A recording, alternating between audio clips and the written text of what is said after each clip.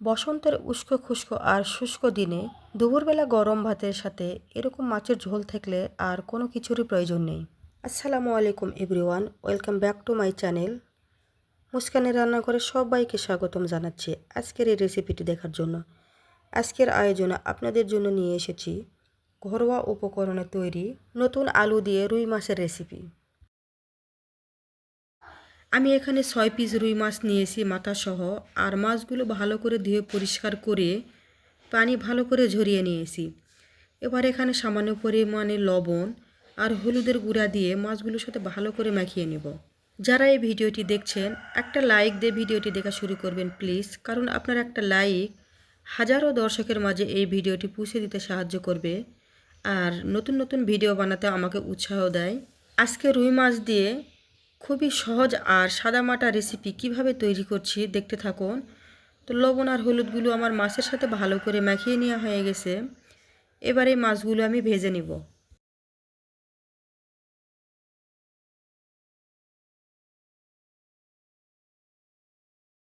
চুলায় একটা কড়াই বসিয়ে দিয়েছি, আর কড়াই পরিমাণ মতো তেল দিয়ে তেলগুলো ভালো মতো গরম করে নিয়েছি। তেলগুলো যখন গরম হয়ে আসবে তখন এই মাছগুলো দিয়ে আমি ভেজে নেব।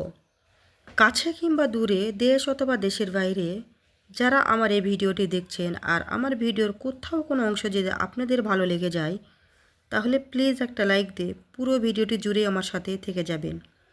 আর আপনার একটা লাইক একটা শেয়ারের কাজ করে। আপনি যদি আমার চ্যানেলে নতুন হয়ে থাকেন তাহলে চ্যানেলটি সাবস্ক্রাইব করে বেল আইকনটি অল করে দিয়ে নিয়মিত আমার চ্যানেলের সাথেই থেকে যেতে পারে। আর যারা অলরেডি এই কাজটি করে দিয়েছেন তাদেরকে অসংখ্য ধন্যবাদ। তো দেখুন মাছগুলো আমি ভেজে নিয়েছি। মাছগুলো কিন্তু আমি একটু কড়া করে ভেজে নিয়েছি। আর এই মাছগুলো আমি উঠিয়ে নেওয়ার পরে বাকি যে মাছগুলো ছিল সেগুলো আমি ভেজে নিব। যেহেতু মাছগুলো আমি শুধু আলু দিয়ে ঝোল করে নিব, তাই মাছগুলো একটু কড়া করে ভেজে নেওয়ার পরে রান্না করলে দেখবেন মাছগুলো কিন্তু ভেঙে যাবে না। তো ওই একই তেলেই কিন্তু আমি কিছু পরিমাণ নতুন আলু নিয়েছি, এই আলুগুলো আমি ভেজে নিব। নতুন আলু আর রুই মাছ ভেজে নিয়ে রান্না করলে বসন্তের শুষ্ক দুপুরে গরম ভাতের সাথে খেতে কিন্তু ভীষণ ভালো লাগে। তো আলুগুলো কিন্তু আমি বেশ মুচমুচে করে ভেজে নিব। দেখুন উপরটা কিন্তু একদম সুন্দরভাবে ভাজা হয়ে গেছে, আর এই আলুগুলোও কিন্তু আমি উঠিয়ে নিব। আলুগুলো উঠিয়ে নেওয়ার পরে আমি ওই তেলেই আবার সামান্য পরিমাণে কিছু তেল অ্যাড করে দিলাম, দিয়ে এখানে হাফ চা চামচ আস্ত জিরা ফোড়ন দিয়ে দিলাম। দিয়ে নেড়ে চেড়ে জিরাগুলো যখন একটু ফুটিয়ে আসবে তখন এখানে আমি দিয়ে দিব বড় সাইজের 2টি পেঁয়াজ কুচি। দিয়ে পেঁয়াজ কুচিগুলো ভালো করে ভেজে নিব।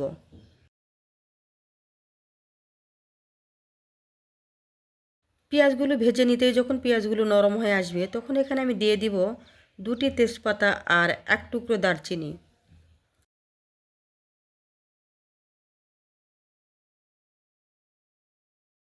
এগুলোকে কয়েক সেকেন্ড ভেজে নিতে হবে। তারপরে এখানে আমি দিয়ে দিব একটি টমেটো পেস্ট। টমেটো পেস্টগুলো দিয়ে আবার কয়েক সেকেন্ড নেড়ে চেড়ে ভেজে নিতে হবে যতক্ষণ না টমেটোর কাঁচা গন্ধ চলে না যাচ্ছে। এবার এখানে দিয়ে দিব হাফ চা চামচ করে আদা বাটা আর রসুন বাটা। অনেকেই আছে যে বড় মাছে আদা বাটা রসুন বাটা খেতে পছন্দ করে না, তারা একবার হলেও এভাবে খেয়ে দেখবেন, ভীষণ মজা লাগে খেতে। এবারে মশলাগুলোকে আবারও ভেজে নিলাম কয়েক সেকেন্ড কাঁচা গন্ধ চলে যাওয়া পর্যন্ত। তারপরে এখানে আমি দিয়ে দিব স্বাদ মতো লবণ, হাফ চা চামচ হলুদের গুঁড়া আর 1 চা চামচ মরিচের গুঁড়া। তারপরে দিয়ে দেব হাফ চা চামচ জিরা গুঁড়া আর হাফ চা চামচ ধনিয়া গুঁড়া দিয়ে আবারও কয়েক সেকেন্ড মশলাগুলো ভালো করে কষিয়ে নেব। তারপর এখানে দিয়ে দেব পরিমাণ মতো পানি।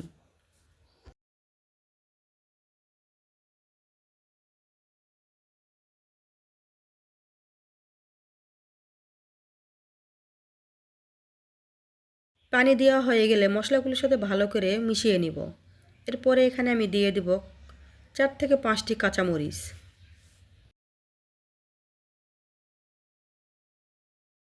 কাঁচামরিচ দেওয়ার পরে অনবরত নেড়েচেড়ে মশলাগুলো ভালো করে কষিয়ে নিতে হবে যতক্ষণ না মশলার উপরে তেল ভেসে না উঠছে। আর এই অবস্থায় চুলার আঁচ মিডিয়াম টু হাইয়ের মাঝামাঝি রেখে মশলাগুলো কষিয়ে নিতে হবে। তো দেখুন আমার মশলাগুলো কষিয়ে নেওয়া হয়ে গেছে। এবার ভেজে রাখা আলুগুলো দিয়ে আবারও 1 থেকে 2 মিনিট ভালো করে কষিয়ে নেব। মশলার সাথে আলুগুলো কষিয়ে নিতেই দেখুন মশলাগুলো আলুর সাথে লেগে যাচ্ছে। তখন এই অবস্থায় আমি দিয়ে দিব 1 কাপ পানি দিয়ে আলুর সাথে ভালো করে মিশিয়ে নিয়ে ঢাকনাতে ঢেকে রান্না করে নিব আলুগুলো সিদ্ধ হয়ে আসা পর্যন্ত।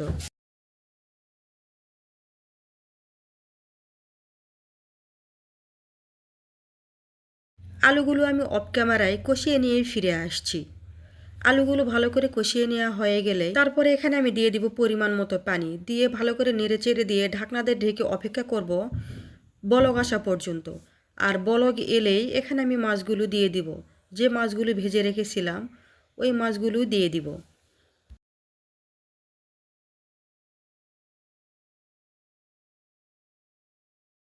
মাছগুলো এবার খুন্তির সাহায্যে ভালো করে সবজির মাঝে ডুবিয়ে দিতে হবে, তাহলে দেখবেন মাছগুলোর ভিতরে ঝোল ভালোভাবে মাছের মধ্যে ঢুকে যাবে আর মাছগুলো অনেকটাই নরম হয়ে আসবে।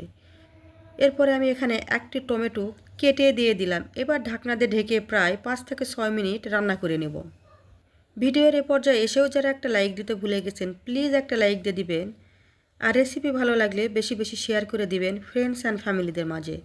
তো দেখুন 5 থেকে 6 মিনিট পরে আমি ফিরে এসে ঢাকনাটি উঠানোর পরে দেখাচ্ছি রান্নাটা আমার প্রায় শেষের দিকে।